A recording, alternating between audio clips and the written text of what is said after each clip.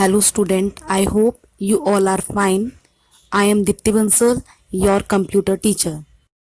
Chapter 2 in your class is Computer Languages and Programming Techniques. So student, before going to know about what is computer language, firstly we are going to discuss about what is language. So language is a medium to express views and feelings. Means कि language एक ऐसा medium है जिसके through हम अपने ideas को या अपने व्यूज को और अपने फीलिंग्स को एक्सप्रेस करते हैं, और it is a medium of communication through which ideas feelings are exchanged. Means यह एक कम्युनिकेशन का मीडियम भी है जिसके थ्रू हम अपने आइडियाज और फीलिंग्स को एक्सचेंज करते हैं, मीन्स उनका आदान प्रदान करते हैं.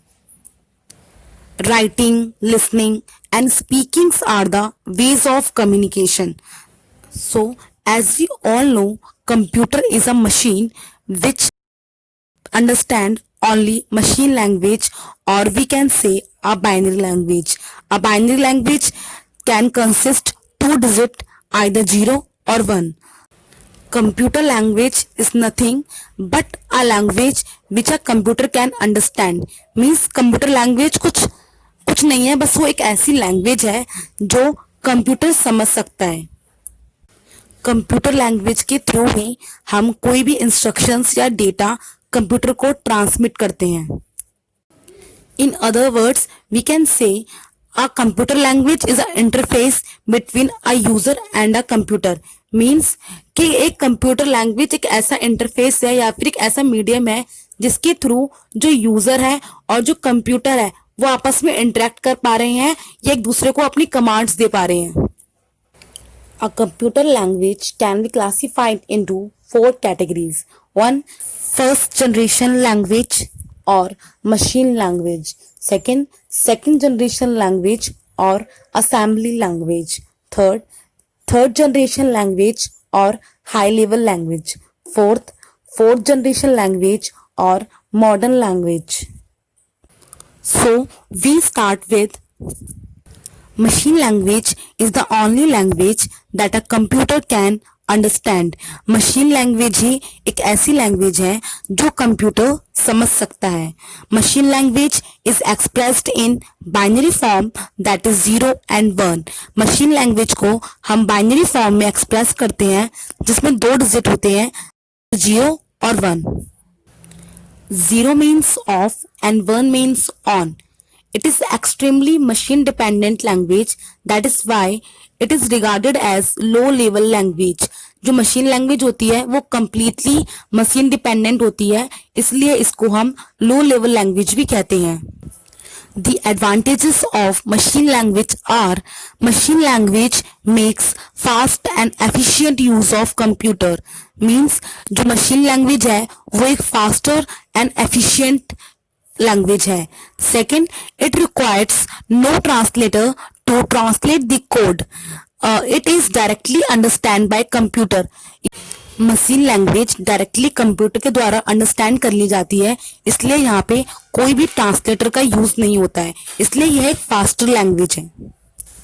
The disadvantage of machine language is understanding and learning machine language for us is very tough and tiresome process. Means जो मशीन लैंग्वेज है उसको समझना या उसको लर्न करना एज अ ह्यूमन हमारे लिए बहुत टफ होता है, क्योंकि मशीन लैंग्वेज में जो डिजिट्स यूज होते हैं वो केवल 0 या 1 है, दैट इज बाइनरी लैंग्वेज. और जैसा हमें स्क्रीन पर दिखाई दे रहा है कि जितना भी हमने इस प्रोग्राम में कोड किया है वो केवल 0 या 1 की फॉर्म में ही किया है, और जिसको लर्न कर पाना हमारे लिए बहुत टफ है. So our next generation language is second generation language or assembly language. It enables a programmer to use name instead of numbers. Means यहाँ पे जो प्रोग्रामर होते हैं वो बाइनरी नंबर की जगह पर नेम्स को यूज करते हैं. यहाँ प्रोग्राम 0-1 की जगह अल्फान्यूमेरिक सिंबल्स में लिखे जाते हैं, इन्हें निमोनिक्स कोड या सिंबल भी कहा जाता है. But as I already said, computer can only understand machine language. सो यहाँ एक असेंबलर का यूज किया जाता है जो हमारी असेंबली लैंग्वेज को या हमारे अल्फान्यूमेरिक कोड्स को मशीन लैंग्वेज में कन्वर्ट करता है और वो ट्रांसलेट हुआ कोड ही कंप्यूटर के द्वारा एक्सेस होता है. Students, look at a picture on our screen as we see a assembler is placed between a assembly language and a machine language. The work of a assembler is to convert a program of assembly language into machine language. यहाँ assembler का work है कि वो assembly language में लिखे हुए programme को machine language में कन्वर्ट कर रहा है. जो प्रोग्राम हमारे द्वारा असेंबली लैंग्वेज में लिखे जाते हैं उसको सोर्स प्रोग्राम कहते हैं और जो असेंबलर के द्वारा असेंबली लैंग्वेज के प्रोग्राम को मशीन लैंग्वेज में कन्वर्ट कर दिया जाता है तो उस प्रोग्राम को ऑब्जेक्ट प्रोग्राम कहा जाता है. The advantage of assembly language is it is easier to understand and use as compared to machine language. The disadvantage of assembly language is like machine language, assembly language is also a machine dependent language. Programmer also need to understand the hardware. Our next and third generation is high level language or third generation language. A high level language can be understood by humans very easily as compared to the previous two language, machine language and assembly language. जो high level language होती है वो humans easily understood कर लेता है as compare to machine language and assembly language. The main purpose of high level language is to make a programming easy for humans.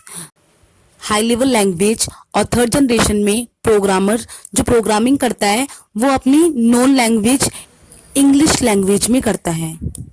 इसीलिए इस language को क्लोज टू ह्यूमन लैंग्वेज भी कहा जाता है. हाई लेवल लैंग्वेज की development से पहले बहुत लिमिटेड पर्सन ही कंप्यूटर पे वर्क कर पाते थे क्योंकि असेंबली और मशीन लैंग्वेज में वर्क करने के लिए पर्सन को कंप्यूटर की डिटेल्ड नॉलेज होना कंपलसरी था.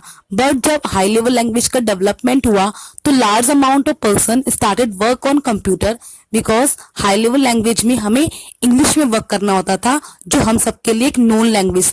हाई लेवल लैंग्वेज में हमने प्रोग्राम लिखना तो इंग्लिश में स्टार्ट कर दिया बट जैसा हमें पता है कि कंप्यूटर केवल एक मशीन लैंग्वेज ही समझ सकता है तो ये कंपलसरी था कि कंप्यूटर हमारे प्रोग्राम को समझे. इससे हमारी जो इंग्लिश लैंग्वेज है उसको हम मशीन लैंग्वेज में कन्वर्ट करें. तो उसके लिए कंपाइलर को डेवलप किया गया जो हमारे इंग्लिश के प्रोग्राम को मशीन लैंग्वेज में कन्वर्ट कर रहा था. जो हमारे इंग्लिश के प्रोग्राम थे उसको सोर्स फाइल और जो कन्वर्ट करने के बाद एक जो मशीन लैंग्वेज का प्रोग्राम बनता है उसको मशीन कोड या ऑब्जेक्ट कोड कहा जाता था. The advantages of high level language are first, it is easy to learn, understand and use as compared to our two previous language. जो high level language है उसको सीखना यूज करना ये समझना असेंबली लैंग्वेज और मशीन लैंग्वेज के compare में इजी था.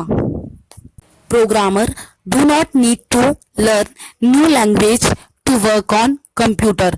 प्रोग्रामर को कंप्यूटर पे वर्क करने के लिए किसी और लैंग्वेज को सीखने की नीड नहीं होती है. The disadvantage of high level language is it is less efficient than assembly language and machine language. It take time to compile the program. जो हाई लेवल लैंग्वेज के प्रोग्राम है वो लेस इफिशिएंट है assembly language के programme से और machine language के programme से. हाई लेवल लैंग्वेज के प्रोग्राम इंग्लिश में लिखे जाते हैं और वह कन्वर्ट होते हैं मशीन लैंग्वेज में इसलिए वहाँ पे कंपाइल होने में टाइम लगता है. जबकि जो हाई मशीन लैंग्वेज के प्रोग्राम है वो डायरेक्टली मशीन लैंग्वेज में लिखे जाते हैं वहाँ कुछ कन्वर्ट नहीं होता.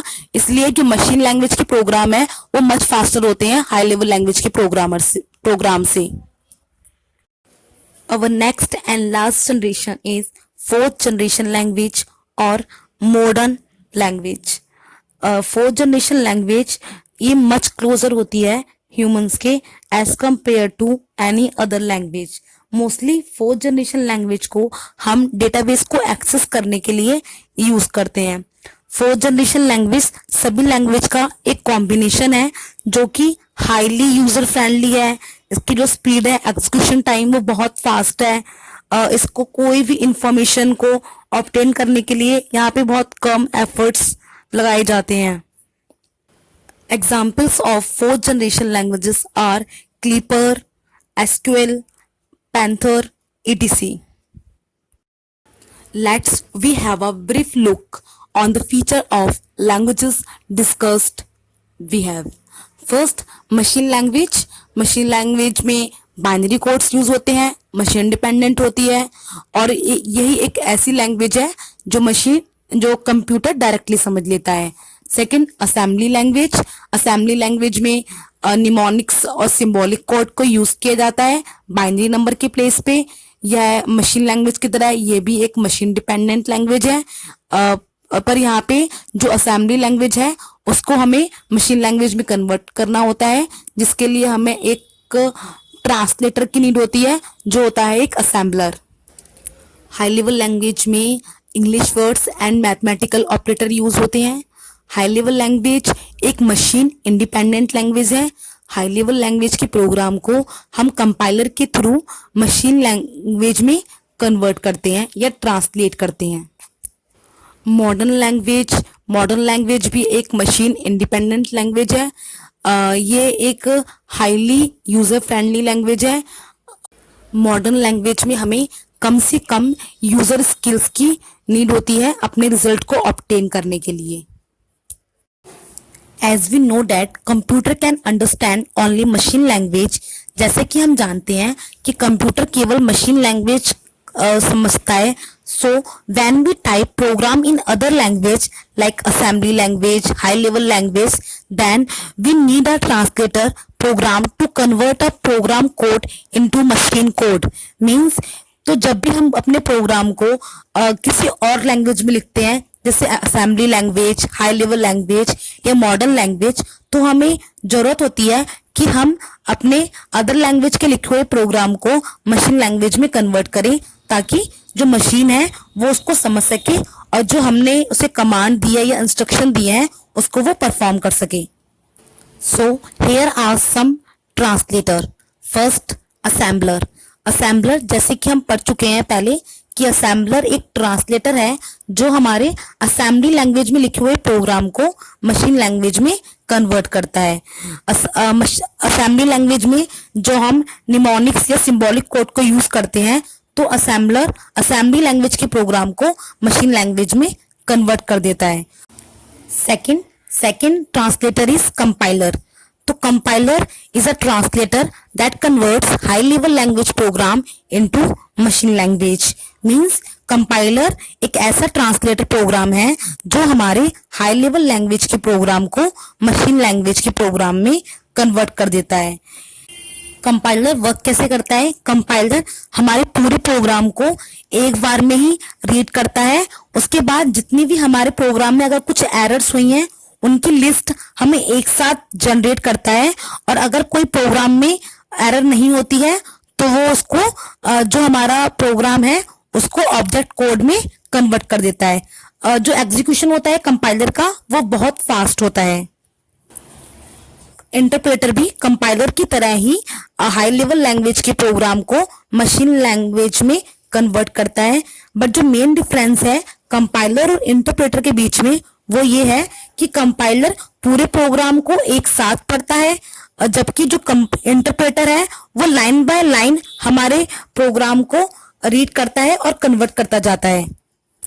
जैसे अभी बताया कि जो इंटरप्रेटर है वो क्या करता है कि वो हाई लेवल लैंग्वेज के पूरे प्रोग्राम को एक साथ ना रीड करके वन बाय वन वो हर लाइन को रीड करता है और उसको मशीन लैंग्वेज में कन्वर्ट करता जाता है। और जब तक वो इस प्रोसेस को कंटिन्यू करता रहेगा या रिपीट करता रहेगा, जब तक जितने भी इंस्ट्रक्शंस हमने लिखे हैं हाई लेवल लैंग्वेज के वो मशीन लैंग्वेज में कन्वर्ट ना हो जाए। अगर उसे किसी भी लाइन में कोई एरर मिल जाती है तो वो वहीं रुक जाता है और प्रोग्रामर को बोलता है एरर करेक्ट करने के लिए। और जब प्रोग्रामर उस एरर को ठीक करेगा तो जो इंटरप्रेटर है वो ऑटोमेटिक नेक्स्ट लाइन में चला जाएगा और उस लाइन को रीड करके उसको मशीन लैंग्वेज में कन्वर्ट कर देगा।